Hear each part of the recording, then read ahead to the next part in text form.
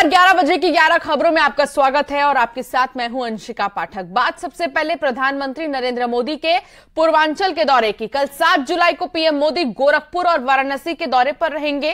PM Modi सबसे पहले गोरखपुर जाएंगे। गोरखपुर में पीएम मोदी गीता प्रेस के शताब्दी समारोह में शामिल होंगे।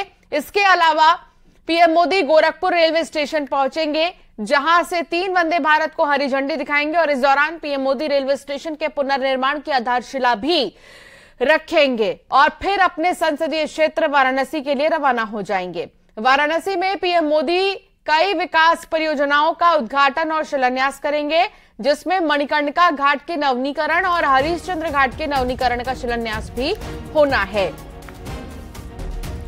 तो प्रधानमंत्री नरेंद्र मोदी का जो ये दौरा है, इसको हम बेहद खास समझ सकते हैं।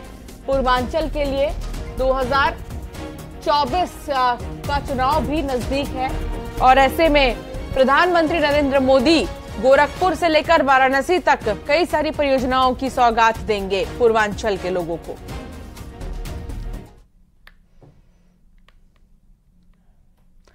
अपने दौरे के दौरान पीएम मोदी 19 परियोजनाओं का लोकार्पण करेंगे और जिन परियोजनाओं का लोकार्पण होना है वो भी हम आपको बता देते हैं।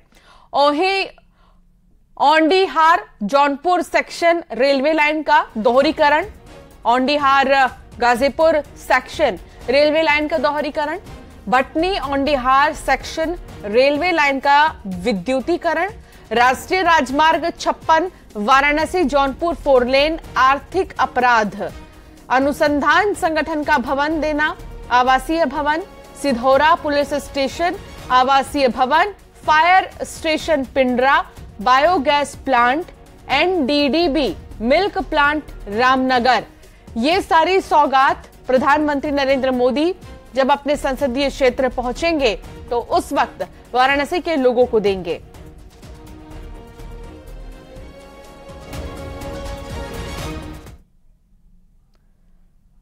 पीएम मोदी अपने दौरे के दौरान 10 परियोजनाओं का शिलान्यास करेंगे। जिन परियोजनाओं का शिलान्यास होना है वो भी आपको बता देते हैं। काशी में मणिकर्णिका घाट का पुनर्विकास, काशी में हरिश्चंद्र घाट का पुनर्विकास, वाराणसी में 6 घाट पर चेंजिंग रूम का निर्माण, व्यासनगर दीनदयाल उपाध्याय जंक्शन पर रेल फ्लाईओवर, जल जीवन मिशन के तहत 192 पेयजल परियोजना।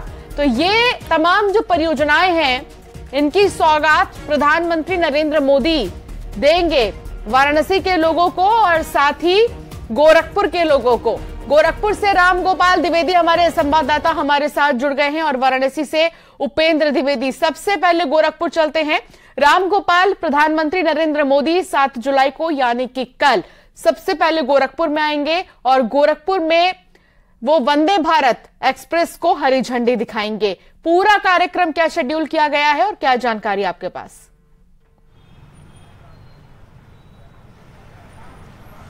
बिल्कुल, प्रधानमंत्री नरेंद्र मोदी 2:30 बजे के करीब गोरखपुर कल पहुंचेंगे। हालांकि अभी ये आधिकारिक शेड्यूल नहीं आया है। इस वक्त मैं गीता प्रेस में खड़ा हूं और ठीक यहीं पे सबसे पहले प्रधानमंत्री आएंगे और यहाँ पे करीब 45 मिनट तक प्रधानमंत्री रहेंगे। सबसे पहले वो यहाँ पे आएंगे और ठीक ये जो बिल्डिंग आपको सामने दिख रही है, इसके बगल में ये लीला चित्र मंदिर है। लीला चित्र मंदिर में वो जाएंगे और वहाँ पे भगवान श्री कृष्ण, भगवान श्री राम और अन्य देवी देवताओं के चित्र रखे हुए हैं, दुर्लभ चित्र रखे हुए हैं, उसको वो देखेंगे। करीब 675 चित्र ऐसे हैं जो 80 से 90 साल पुराने चित्र हैं। एक चित्र ऐसा है जो करीब 400 साल पुराना है।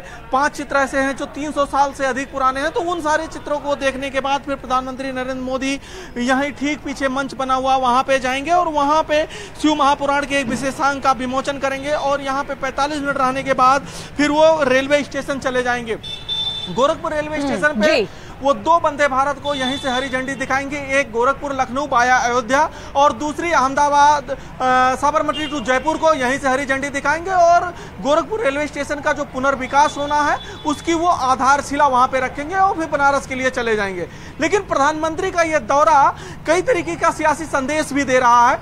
मिशन पूर्वांचल तो है ही, गोरखपुर के बाद वो वाराणसी जाएंगे और सिर्फ रेलवे की अगर बात करें तो 8600 करोड़ की योजनाओं की वो सौगात देंगे। लेकिन पिछले दिनों जिस तरीके से जब पिछले महीने गांधी शांति पुरस्कार देने की बात हुई गीता प्रेस को, उसके बाद कांग्रेस सहित अन्य कई दलों ने उस पर सवालिया निशान लगाया, सवाल लगाया, उस पर जवाब भाजपा ने जिस आक्रामक तरीके से दिया, उसके बाद से अब प्रधानमंत्री का गीता प्रेस में तत्काल इसके शताब्दी वर्ष समारोह में शामिल होना एक सियासी संदेश भी दे रहा है कि जो पूर्वांचल का बीजेपी का गढ़ है वो प्रधानमंत्री अभी भी उसको उसी मजबूती के साथ देख रहे हैं और उसी हिसाब से, जिस हिसाब से 14 और 19 में जीते थे, उसी हिसाब से 24 भी वो जीतने की कोशिश में। जी, तो ये मंत्र 2024 में भी काम आएगा या नहीं, इसको देखना भी बाकी है। वाराणसी से उपेंद्र द्विवेदी हमारे साथ है। उपेंद्र, अपने संसदीय क्षेत्र आ रहे हैं प्रधानमंत्री नरेंद्र मोदी और कल को देखते हुए कैसी तैयारियां आज की गई हैं?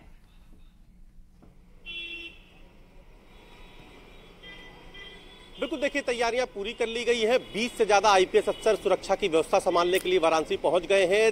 3 बड़े कार्यक्रम प्रधानमंत्री नरेंद्र मोदी के इस बार अपने काशी दौरे में है। 12,000 से ज्यादा करोड़ रुपए की जो है सौगात देंगे, जिसमें 12,000 करोड़ में शिलान्यास योजना भी शामिल है, लोकार्पण भी शामिल है।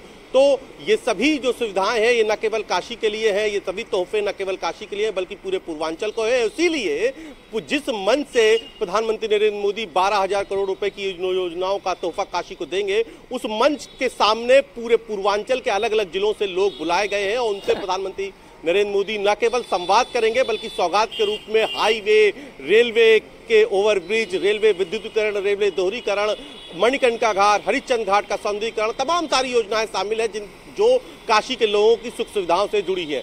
इसके अलावा प्रधानमंत्री नरेंद्र मोदी जो संगठन का देशव्यापी एक अभियान चल रहा है टिफिन बैठक, उसको भी काशी में करेंगे। यानी कि वो यहाँ पर प्रधानमंत्री बन के नहीं आएंगे बल्कि सांसद बन के आएंगे और सांसद के रूप में यहाँ पर टिफिन बैठक करेंगे, जिसमें जो भाजपा के पार्षद हैं, इस बार जो सदन नगर निगम चुनाव में जीते हैं, उन पार्षदों के साथ और सीनियर बीजेपी लीडर के साथ टिफिन बैठक करेंगे। हालांकि उसकी बैठक बरेका में भी हो सकती है और एक लॉन पर भी चर्चा चल रहा है। अभी दोपहर तक वो फाइनल हो जाएगा। माना जा रहा है कि अब जो अंतिम मोहर लगेगी वो बरेका में ही एक जगह पर ये कार्यक्रम आयोजित किया जाएगा। इसके अलावा जो चर्चा है कि प्रधानमंत्री नरेंद्र मोदी संपूर्णानंद संस्कृत विश्वविद्यालय में जाएंगे, वहां पर भवन का निरीक्षण करेंगे, वहां पांडुलिपियां निरीक्षण करेंगे और साथ ही साथ वहां पर विदेशी छात्रों से प्रधानमंत्री नरेंद्र मोदी काशी में संवाद कर सकते हैं। इसको लेकर भी संपूर्णानंद विश्वविद्यालय में तैयारियां तेज कर दी गई।